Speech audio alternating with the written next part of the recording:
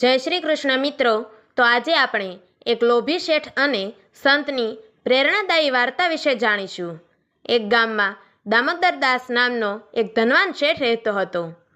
શેઠ દામોદરદાસ પાસે ઘણું ધન, ઘોડાગાડીઓ, મોટી હવેલી અને અનંત સંપત્તિ હતી, પણ સાથે સાથે તે અત્યંત લોભી અને સ્વાર્થી પણ હતો।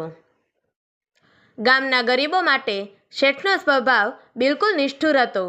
કોઈ ગરીબ એને મદદ માંગવા આવે તો એ તેને તિરસ્કારભરી નજરે જોઈને કાઢતો।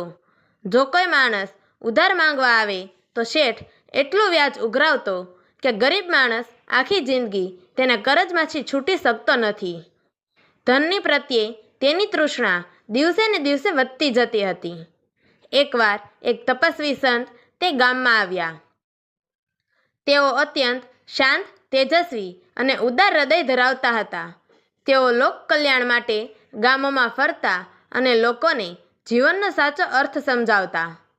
સંતે ગામમાં પ્રવેશ કર્યો ત્યારે ગામવાસીઓએ તેમને દામોદર શેઠના લોભ અને સ્વાર્થની કથા સંભળાવી।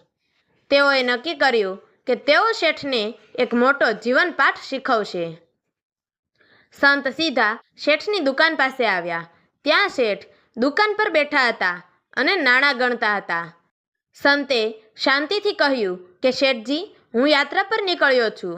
જો તમે મને થોડું ખાવા માટે આપી શકો તો તમારો ઉપકાર હું જીવનભર નહીં ભૂલું। શેઠ હસી પડ્યો અને બોલ્યો કે હું કોઈને મફતમાં કંઈ આપતો નથી। ભિક્ષા માગવી હોય તો અન્ય લોકો પાસે જાઓ, મારા ધન પર માત્ર મારો જ હક છે। સંતે શાંત સ્વરે પૂછ્યું કે શેઠજી, તમારા માટે સાચું ધન શું છે? શેઠ અહંકારથી બોલ્યો કે મારા માટે સાચું ધન છે સોનું, ચાંદી અને રૂપિયા, એ જ મને શાંતિ આપે છે। સંતે હળવેથી હસીને કહ્યું કે સેવાથી જે કંઈ પણ પ્રાપ્ત થાય તે જ સાચું ધન છે। તારા મર્યા પછી એ પૈસા તારા માટે શું કામ આવશે? શેઠ આ વાત સાંભળીને હસવા લાગ્યો કે મારા માટે આ તિજોરીમાં ભરેલું સોનું અને ચાંદી જ સાચું ધન છે। આ મારા સુખનું કારણ છે। સંતે કહ્યું કે શેઠજી, જો એ જ સાચું ધન હોય તો આવો એક નાનકડી પરીક્ષા કરીએ।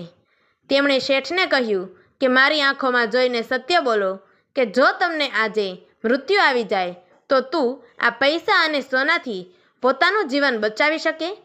શેઠ થોડો વિચલિત થયો, પણ તે હજુ પણ પોતાના લોભમાં ડૂબેલો હતો। સંતે એક ચમત્કાર કરવા માંગ્યો। તેમણે તલવાર જેવી આંખો સાથે શેઠને કહ્યું કે તારી તિજોરીમાંથી તારા મનગમતા 5 સિક્કા લઈ આવ। શેઠ જલ્દીથી તિજોરી પાસે ગયો અને 5 મોટા સોનાના સિક્કા લઈ આવ્યો। તે ગર્વથી સંત સામે સિક્કા રાખીને બોલ્યો કે આ રહ્યું મારું ધન। સંતે કંઈક દિવ્ય શક્તિ જાગૃત કરી અને અચાનક તે સિક્કા માટીના બની ગયા। શેઠ આશ્ચર્યચકિત થઈ ગયો। તેણે ચારે બાજુ જોયું કે આ કેવી રીતે થયું, પણ એના સિક્કા પાછા સોનાના બન્યા નહીં। હવે એ ભયભીત થઈ ગયો। શેઠ ડરતો ડરતો બોલ્યો કે આ શું થયું મહારાજ? સંતે શાંતિથી જવાબ આપ્યો, શેઠજી, તારા મર્યા પછી તારી સંપત્તિ પણ આવી માટી જેવી જ થઈ જશે। જે ધન તું સત્ય, કર્મ અને સેવા માટે વાપરે છે તે જ તારો સાચો ખજાનો છે, બાકી બધું માટી સમાન છે। શેઠને હવે સમજાયું કે સંપત્તિથી વધુ મૂલ્યવાન છે દાન, સેવા અને માનવતા। તેમણે તરત જ ગરીબોને અનાજ અને ધનદાન આપવાનું શરૂ કર્યું। આજે તે જ શેઠ, જેની ઓળખ એક લોભી તરીકે હતી, તે ઉદાર દામોદર તરીકે પ્રખ્યાત થયો। આ વાર્તા પરથી આપણને પ્રેરણા મળે છે કે સેવા અને ઉદારતાથી મળતી ખુશી પૈસા અને સોનાથી વધુ મહત્વપૂર્ણ છે। તો મિત્રો, તમને અમારી આ વાર્તા પસંદ આવી હોય તો અમારી ચેનલને લાઈક કરજો, શેર કરજો અને આવી જ અવનવી વાર્તાઓ સાંભળવા માટે નીચે આપેલા બ્લેક બટનને ક્લિક કરી અમારી ચેનલને સબસ્ક્રાઈબ જરૂરથી કરજો। તો મિત્રો, અમારી આ વાર્તાને છેલ્લે સુધી સાંભળવા માટે તમારો ખૂબ ખૂબ ધન્યવાદ। જય શ્રી કૃષ્ણ। હર હર મહાદેવ।